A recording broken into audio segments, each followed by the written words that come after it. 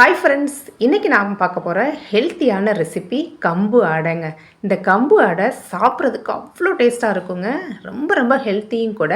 இந்த கம்பு அடை செய்கிறதுக்கு நான் மெஷரிங் கப்பில் 1.5 கப்பு அளவுக்கு கம்பு எடுத்துக்கிறேன். இது நல்லா மூழ்கிற அளவுக்கு தண்ணி சேர்த்துக்கலாம். தண்ணி சேர்த்து ஒரு 3லேருந்து 4 டைம் இதை நல்லா கழுவி எடுத்துக்கோங்க. இப்போ இது கூட தேவையான அளவு தண்ணி சேர்த்து இது நல்லா ஒரு நைட்டு ஃபுல்லாக நல்லா ஊற வச்சு எடுத்துக்கலாங்க.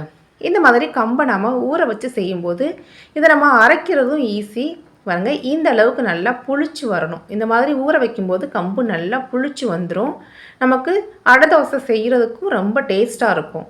இப்போ ஊற வச்ச கம்பை இந்த மாதிரி ஒரு மிக்ஸி ஜாருக்கு மாற்றிக்கலாம். இது கூட ஒரு பெரிய துண்டு இஞ்சி, காரத்துக்காக 3 காஞ்ச மிளகாய் ஆட் பண்ணிக்கிறேன். இது கூடவே ஒரு 1/2 ஸ்பூன் அளவுக்கு ஜீரகம் சேர்த்துக்கலாம். இந்த ஸ்டேஜ்லேயே தேவையான அளவு உப்பு சேர்த்து ஃபஸ்ட்டு ஃபைனாக இந்த மாதிரி அரைச்சி எடுத்துக்கலாம். தண்ணி எதுவும் விடாமல் இந்த மாதிரி அரைச்சி எடுத்தோன்னா நமக்கு கம்பு அரைப்பட்டுரும். ஃபஸ்ட்டே தண்ணி ஊற்றிட்டோன்னா அது சீக்கிரம் அரைப்படாது.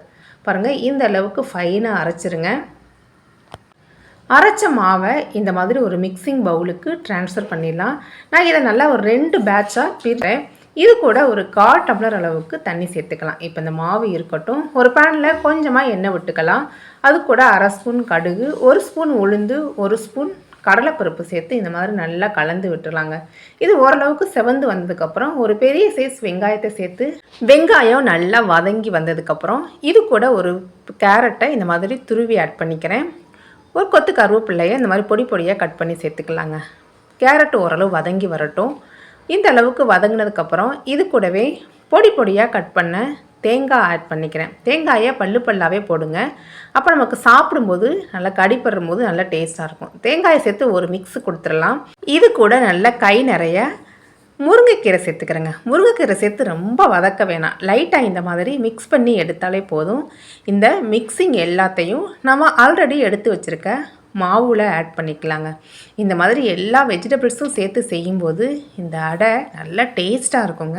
முருங்கைக்கீரை ஆப்ஷனல் தான், நீங்கள் இல்லைனா கூட ஸ்கிப் பண்ணிக்கலாம். இது கூட வாசனைக்காக மல்லி இலை தூவி இதை நல்லா கலந்து விட்டுறலாம். பாருங்கள், மாவு ஓரளவுக்கு கெட்டியாக தான் இருக்கணும். பாருங்கள், இந்த அளவுக்கு இருந்தால் போதும். நம்ம அடையாக தான் நம்ம செஞ்சு எடுக்க போகிறோம். இப்போ ஒரு சூடான தோசைக்கல்லில் நம்ம எடுத்து வச்சுருக்க மாவை சேர்த்து இந்த மாதிரி அடை தோசையாக நம்ம ஸ்ப்ரெட் பண்ணி விட்டுறலாங்க.